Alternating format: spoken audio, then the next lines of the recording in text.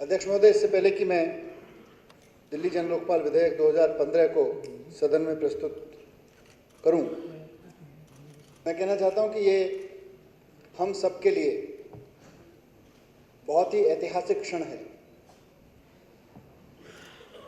जितने साथी हम यहाँ बैठे हैं, हम सबके लिए, इस विधानसभा के लिए,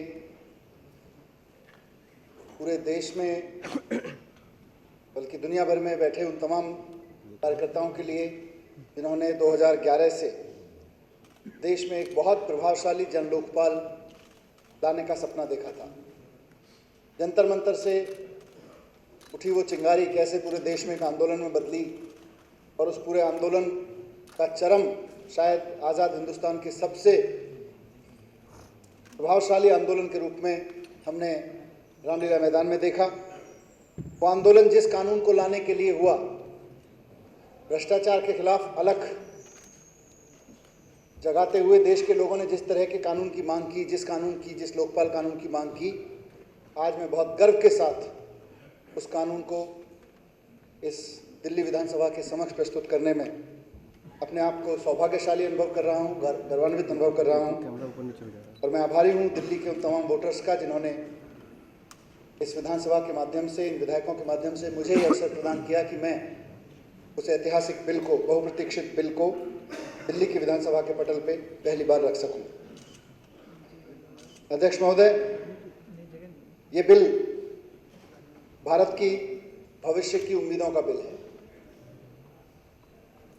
दिल्ली को करप्शन फ्री बनाने की जो मुहिम दिल्ली के लोगों ने छेड़ी और जिस मुहिम के तहत यहाँ इस नई राजनीतिक पार्टी के 67 साथियों को यहाँ भेजा, करप्शन फ्री बनाने के लिए इस सरकार के और मैं कहूँ इस विधानसभा के शायद किसी भी देश की किसी भी विधानसभा के लिए दो ऐतिहासिक कदम इस सत्र में हैं। पहला, राइट टू सर्विसेज बिल यानी कि सिटीजन चार्टर को सुनिश्चित करने का बिल इस सदन ने पास किया है, और दूसरा, आज लोकपाल बिल के समक्ष दिल्ली जन लोकपाल बिल 2015 के रूप में इस सदन के समक्ष में प्रस्तुत कर रहा हूँ। मैं इस सदन के माध्यम से, इस सदन के माध्यम से पूरी दिल्ली की जनता को आश्वस्त करना चाहता हूँ, उनको पूरी जिम्मेदारी के साथ भरोसा दिलाना चाहता हूँ कि ये वही बिल है, भ्रष्टाचार के खिलाफ लड़ाई का वही दस्तावेज है जो 2011 के से शुरू हुए आंदोलन के गर्भ से निकला था।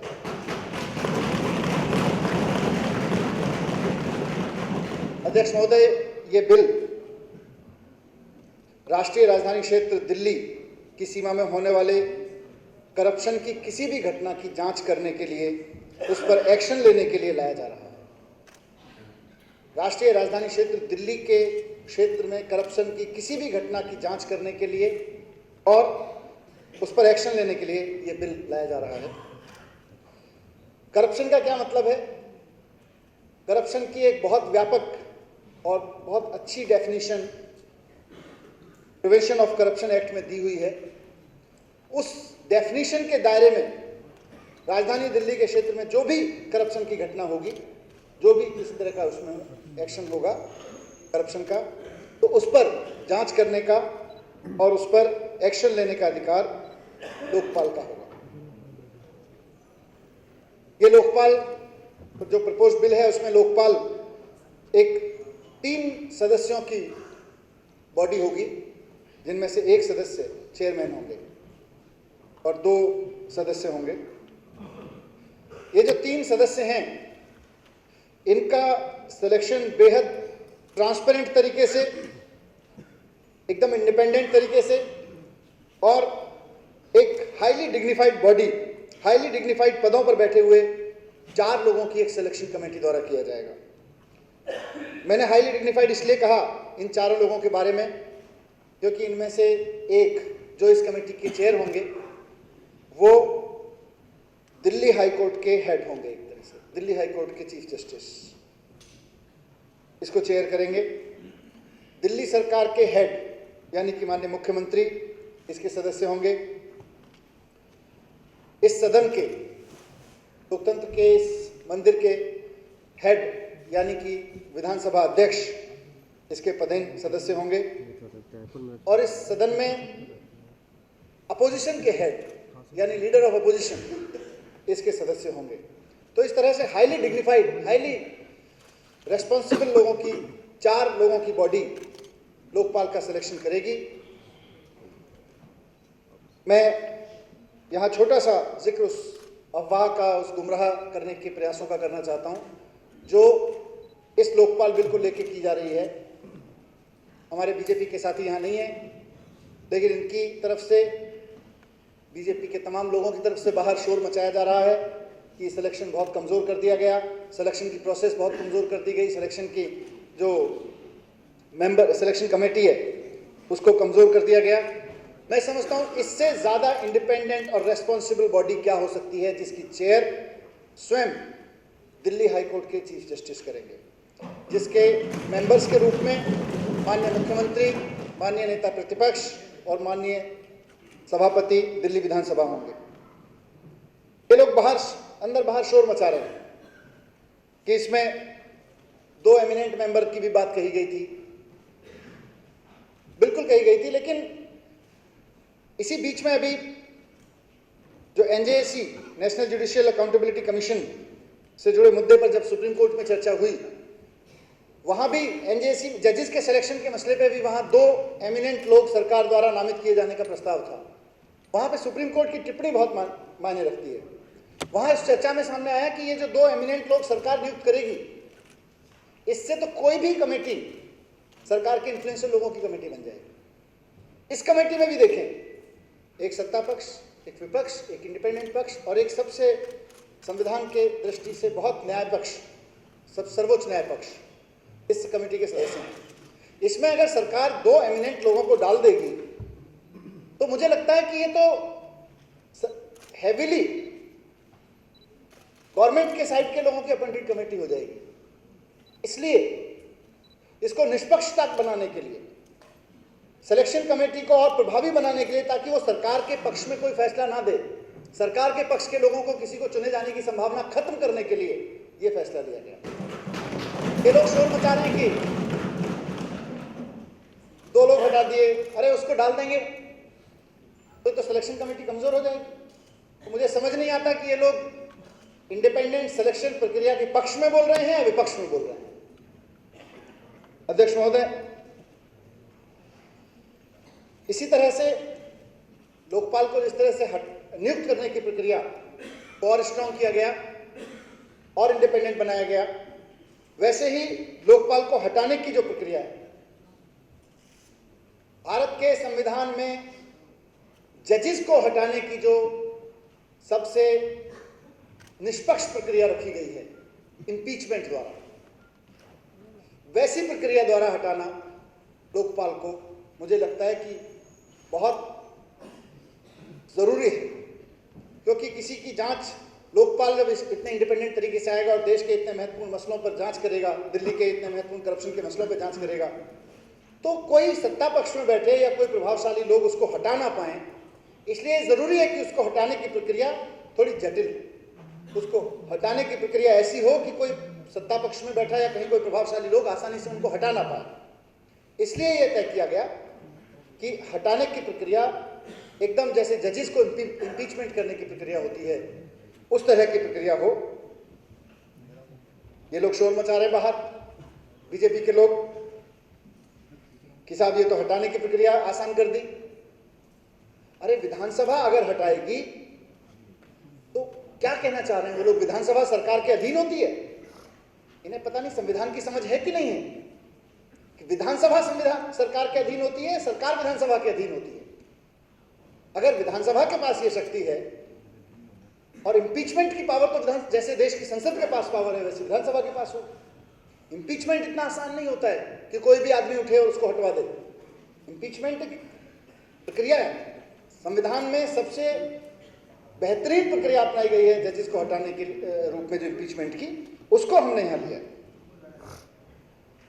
अध्यक्ष महोदय, ये जो लोकपाल होगा, लोकपाल की जो बॉडी होगी, उसके पास में इन्वेस्टिगेशन की पावर होगी। ये लोकपाल आम जनता की शिकायत पे, कोई भी दिल्ली का आम आदमी उसको शिकायत करे, कोई भी आम आदमी उसको शिकायत कर सकेगा। ये लोकपाल सो मोटो भी भ्रष्टाचार के किसी मामले को संज्ञान में ले सकेगा, स्वतः संज्ञान में ले सकेगा, उस पर इन्वेस्टिगेशन करा सकेगा, और कभी जरूरत पड़े तो सरकार भी शिकायत कर सकती है लोकपाल को कि ये भ्रष्टाचार का मामला है, इस पर जांच कर सकते हैं। उस पर लोकपाल संज्ञान लेके जांच कर सकता है, केस दर्ज कर सकता है। ये जांच कराने के लिए लोकपाल का अपना इंडिपेंडेंट इन्वेस्टिगेशन विंग होगा। ये लोकपाल नियुक्त करेगा उनको, लोगों को, इंडिपेंडेंट इन्वेस्टिगेशन विंग को। लेकिन अगर लोकपाल चाहे, लोकपाल की बॉडी अगर चाहे, तो सरकार के, किसी भी सरकार के किसी अन्य अफसर द्वारा भी उसकी जांच करा सकता है या उनकी कोई मदद ले सकता है जांच में। लोकपाल को सिविल कोर्ट्स की पावर होगी।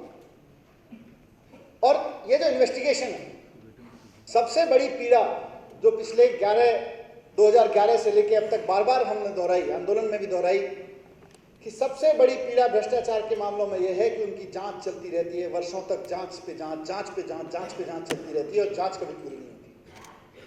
2011 से लेकर आज तक जो सबसे बड़ी मांग थी कि टाइम बाउंड तरीके से जांच पूरी हो, इस विधानसभा में प्रस्तुत बिल कहता है कि 6 महीने में पूरी, 6 महीने में, अधिकतम 6 महीने में उसकी जांच पूरी होनी चाहिए। और किसी रेयरेस्ट केस में अगर कहीं किसी मामले की जांच को आगे बढ़ाने की जरूरत भी पड़े तो वो अधिकतम रेयरेस्ट केस में 12 महीने में जांच पूरी होनी चाहिए। लेकिन सामान्यतः तमाम तरह के भ्रष्टाचार की जांच अधिकतम 6 महीने में पूरी करने का प्रावधान हमने इस बिल में रखा है लोकपाल द्वारा, लोकपाल के इन्वेस्टिगेशन विंग द्वारा। जब जांच पूरी हो जाएगी तो लोकपाल का अपना एक इंडिपेंडेंट प्रोसिक्यूशन विंग होगा। ये लोकपाल का अपना इंडिपेंडेंट प्रोसिक्यूशन विंग होगा। आज सुबह एक अखबार में मैं पढ़ रहा था, अखबार के लोग भी कुछ गलतफहमी फैला रहे हैं। आज मैं बिल प्रस्तुत कर रहा हूं और पूरी जिम्मेदारी के साथ ये कह के कर रहा हूं कि लोकपाल का अपना प्रोसिक्यूशन विंग होगा। बीजेपी के लोग भी कह रहे हैं कि प्रोसिक्यूशन विंग हटा दिया, सरकार प्रोसिक्यूट करेगी। सरकार का जो प्रोसिक्यूशन विंग होता है वो लोकपाल उससे प्रोसिक्यूशन कराएगा। कैसे काम करेगा? बिल्कुल नहीं। इस बिल में लिखा है हमने, लोकपाल का अपना प्रोसिक्यूशन विंग होगा और ये लोकपाल के सैंक्शन करने पर काम करेगा। लोकपाल जब किसी केस को प्रोसिक्यूशन सैंक्शन कर देंगे तो 6 महीने के अंदर अंदर, यहां भी टाइम बाउंड तरीके से, क्योंकि टाइम बाउंड जांच, टाइम बाउंड मुकदमा, समयबद्ध सीमा में जांच होनी चाहिए और समयबद्ध सीमा में मुकदमा पूरा होना चाहिए। ये लोकपाल की सबसे बड़ी ताकत थी, लोकपाल आंदोलन की, जिसको हम डिमांड कर रहे थे। तो यहां भी टाइम बाउंड तरीके से प्रोसिक्यूशन होगा 6 महीने में। और लोकपाल के पास पावर होगी कि अगर वो ये पाता है कि करप्शन से कमाए गए पैसे से किसी करप्ट पब्लिक सर्वेंट ने असेट्स इकट्ठे किए हैं, तो वो उन असेट्स को कॉन्फिस्केट कर सकेगा, उनको अटैच कर सकेगा। ये लोकपाल के पास पावर है। करप्शन में शामिल पब्लिक सर्वेंट को सस्पेंड या ट्रांसफर करने की भी पावर लोकपाल के पास है। और जैसा मैंने कहा कि सैंक्शन करेगा, प्रोसिक्यूशन सैंक्शन लोकपाल करेगा, 6 महीने में प्रोसिक्यूशन पूरा होगा। इसके लिए उतनी अदालतों की संख्या की जरूरत होगी। लोकपाल समय समय पे समीक्षा करके सरकार के संज्ञान में ये बात लाएगा कि इतने केसेस के लिए, इतने प्रोसिक्यूशन के केसेस हैं, तो 6 महीने में टाइम बाउंड तरीके से इनको पूरा करने के लिए इतने कोर्ट्स की आवश्यकता है, उतने संख्या में कोर्ट्स बनाए जाएंगे ताकि हर एक प्रोसिक्यूशन अधिकतम 6 महीने में पूरा हो सके। सजा, अधिकतम सजा इस लोकपाल कानून में आजीवन कारावास तक की रखी गई है भ्रष्टाचार के मामले में। जो 10 साल तक की, 6 महीने से 10 साल तक की सजा का प्रावधान है, लेकिन साथ साथ अधिकतम आजीवन कारावास की भी सजा है और साथ साथ जुर्माना भी लगेगा। ऐसा नहीं है कि आप 10 साल सजा काटो, बड़े पैमाने पे भ्रष्टाचार किया, 10 साल सजा काटो, बाद में वापस आ जाओ और उस करोड़ों रुपए को अब एंजॉय करो। इन केसेस में तय होगा, हम इसमें अमेंडमेंट कर रहे हैं, इसमें जोड़ रहे हैं कि भ्रष्टाचार के किसी भी एक्शन से सरकारी खजाने को जितना नुकसान पहुंचा है, उस नुकसान से, यानी कि जनता के खजाने को जितना नुकसान भ्रष्टाचार के किसी एक्शन ने पहुंचाया है, उससे 5 गुना तक की राशि उससे जिसने भ्रष्टाचार किया। और एक चीज और महत्वपूर्ण इसमें है कि आमतौर पर ऊंचे पद पर बैठे हुए लोगों को सरकार में संवैधानिक प्रक्रियाओं के तहत चुने गए हों या नियुक्त किए गए हों, ऊंचे पदों पर बैठे गए लोगों की जिम्मेदारी ऊंची होनी चाहिए, अधिक होनी चाहिए, उनको और अधिक जिम्मेदार प्रस्तुत होना चाहिए। ये कानून उनको और अधिक जिम्मेदार बनाने की दिशा में एक महत्वपूर्ण क्लॉज लेके आ रहा है कि ऊंचे पदों पर बैठे हुए लोगों को अगर करप्शन में शामिल पाया जाता है तो उनकी सजा कठोर से कठोरतम की तरफ होती है। जितनी बड़ी जिम्मेदारी पद पे आप बैठे हो, उतनी जिम्मेदारी से आपको ईमानदारी से काम करना होगा। अगर आप ऊंचे जिम्मेदारी भरे पदों पर बैठें तो आपकी सजा सामान्य किसी व्यक्ति से मिलने वाली सजा से ज्यादा होगी। इसमें क्योंकि अब सरकारें प्राइवेट पार्टनरशिप में प्राइवेट कंपनीज के साथ मिलकर काम करती हैं और आमतौर पे करप्शन के जो बड़े केसेस हैं वहाँ कहीं ना कहीं ऐसे मामलों में आते हैं। तो अगर किसी निजी कंपनी को भ्रष्टाचार में शामिल पाया जाता है, भ्रष्टाचार के बेनिफिशरीज में पाया जाता है, तो वहाँ उनके पदाधिकारियों को भी सजा का इसमें प्रावधान है। एक और महत्वपूर्ण चीज कि भ्रष्टाचार के खिलाफ आवाज उठाने वाले लोग, सबसे ज्यादा खतरा उनको रहता है। कौन उठाए आवाज? इसीलिए इस कानून में, इस बिल में प्रावधान है विसिल ब्लोअर प्रोटेक्शन का। लोकपाल के पास ये अधिकार होगा कि भ्रष्टाचार के खिलाफ आवाज उठाने वाले, भ्रष्टाचार की शिकायत करने वाले किसी भी व्यक्ति को सुरक्षा प्रदान करने के आदेश देने और व्यवस्था करवाने का लोकपाल के पास में अधिकार होगा। और सुरक्षा सिर्फ फिजिकल की नहीं है, सिर्फ ये नहीं है कि कोई उसको मारे नहीं, कोई उसको पीटे नहीं, बल्कि उसका अगर कोई एडमिनिस्ट्रेटिव हैरेसमेंट के चांसेस भी हैं तो उसको एडमिनिस्ट्रेटिव हैरेसमेंट से बचाने का भी प्रावधान लोकपाल के अधिकारों में है। और विसिल ब्लोअर की जान को अगर खतरा हो, तो उसकी पहचान उजागर होने से अगर उसकी जान को खतरा हो तो उसकी पहचान छिपाए जाने की जिम्मेदारी भी लोकपाल ये सुनिश्चित कराएगा। अगर कोई फॉल्स कंप्लेंट होती है, क्योंकि ये भी बात हम लगातार करते रहे हैं, जब से लोकपाल की बात करनी शुरू की ये भी बात उठती थी। फॉल्स कंप्लेंट के केस में फॉल्स कंप्लेंट पाए जाने पर कंप्लेनेंट को भी सजा का प्रावधान है। जो मूल रूप से इस बिल में इतनी ही चीजें हैं, बाकी मैं चाहूंगा कि सभी सदस्य इसको बहुत ध्यान से पढ़ें और इस पर जब चर्चा होगी तो इस चर्चा में बहुत कंस्ट्रक्टिव सहयोग दें। जो लोग शोर मचा रहे हैं, मैं उनसे भी रिक्वेस्ट करता हूं कि 1968 से ये देश एक बहुत प्रभावशाली लोकपाल बिल का इंतजार कर रहा है। केंद्र सरकारों ने भी लाए, अलग अलग राज्यों में भी लाए, अलग अलग उसमें प्रावधान रहे, लेकिन इतना इफेक्टिव लोकपाल मेरी जानकारी में, मेरी समझ में पहली बार किसी विधानसभा के समक्ष आया। इतना इंडिपेंडेंट लोकपाल पहली बार किसी विधानसभा के समक्ष आया। बहुत दिन से इंतजार हो रहा है करप्शन के खिलाफ एक प्रभावशाली कानून का। फिर से मैं दोहराता हूं कि रिश्वतखोरी के खिलाफ, क्योंकि करप्शन का एक पहलू वो भी, रिश्वतखोरी के खिलाफ काम में किसी आम आदमी का काम करने में, सर्विसेज देने में रिश्वतखोरी जो चलती थी, उसके खिलाफ एक बहुत सख्त कानून ये विधानसभा पास कर चुकी है। ये कानून भी इस विधानसभा से होकर निकलेगा। दोनों कानून मिलके मुझे पूरा यकीन है कि दिल्ली को भ्रष्टाचार मुक्त बनाने के सपने को बहुत जल्द साकार होगा। अध्यक्ष महोदय, इस बिल के इस परिचय के बाद मैं प्रस्ताव करता हूं कि